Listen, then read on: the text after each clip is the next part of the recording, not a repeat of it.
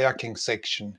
We got here 𝗏𝗀𝗃 Kayaking Stewart Island, and there's a bit of description here, but let's just jump onto his website. So let's have a look through 𝗏𝗀𝗃 Kayaking website.